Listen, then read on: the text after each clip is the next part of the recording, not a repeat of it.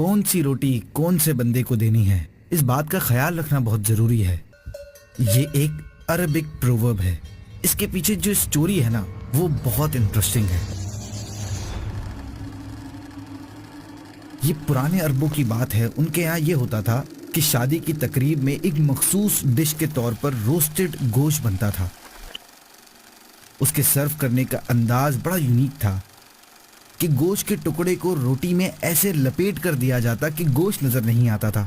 اس کے پیچھے ریزن یہ تھا کہ جب کسی جگہ یہ تقسیم کیا جاتا تو اگر کسی تقریب میں مہمان زیادہ ہو جاتے اور گوشت کم پڑ جاتا تو وہ اپنے قریبی رشتہ داروں کو چھوڑ کر پہلے باہر کے مہمانوں کو گوشت پرووائڈ کیا جاتا، اور پھر اپنے تو اپنے ہوتے ہیں، اس لیے ان کو گوشت کی جگہ روٹی کے اندر بھی ایک روٹی ہی رکھ کر دے دی جاتی۔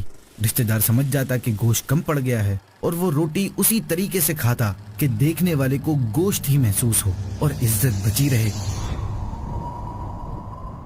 ایسے ہی ایک بار ایک غریب شخص کے یہاں تقریب تھی اور گوشت کم پڑ گیا، تو اس نے بغیر گوشت کے روٹی کے اندر روٹی لپیٹ کر اپنے چند قریبی ریلائبل رشتہ داروں کو پیش کی تاکہ شرمندگی سے بچا جا سکے۔ باقی لوگوں نے تو روٹی کو ایسے کھانا شروع کر دیا گویا اس میں گوشت موجود ہے، مگر ایک بڑے میاں اٹھ کھڑے ہوئے، گھر کے سربراہ کو بلایا اور غصے سے بلند آواز میں کہا، یہ کیا مذاق ہے؟ یہ تو روٹی گوشت کے بغیر ہے، میں ہرگز یہ نہیں کھاؤں گا۔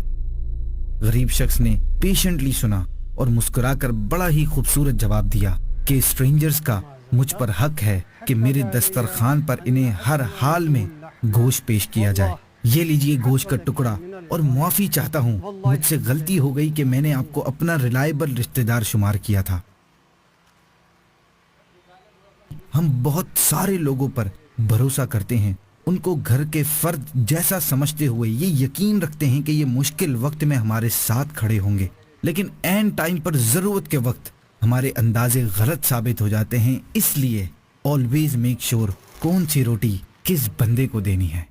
فرمان مصطفیٰ صلی اللہ علیہ وسلم ہے، جو دنیا میں کسی بندے کی پردہ پوشی کرے گا، اللہ پاک قیامت کے دن اس کی پردہ پوشی فرمائے گا۔